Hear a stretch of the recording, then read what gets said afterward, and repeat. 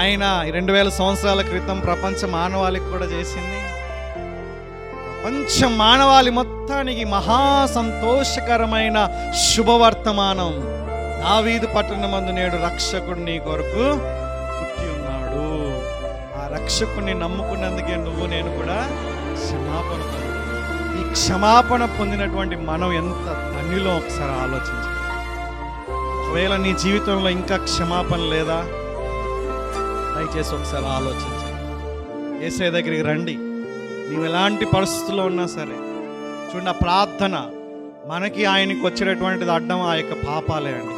ఆ పాపాలు పరిహరించడానికి, పాపాలకి ప్రాయశ్చిత్తం చేయడానికి ఆయన కల్వరి శిలువలో గొప్ప బలియాగం చేశాడు. కాబట్టి ఆయన వద్దకు వచ్చే వారిని ఆయన ఎంత మాత్రం త్రోసివేయడు.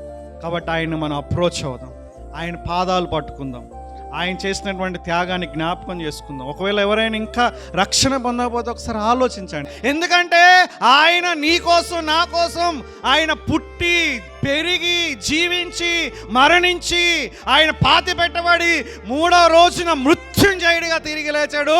ఆయన సజీవుడు. ఆయన నమ్ముకున్నటువంటి మనకు ఒక శుభప్రదమైన నిరీక్షణ.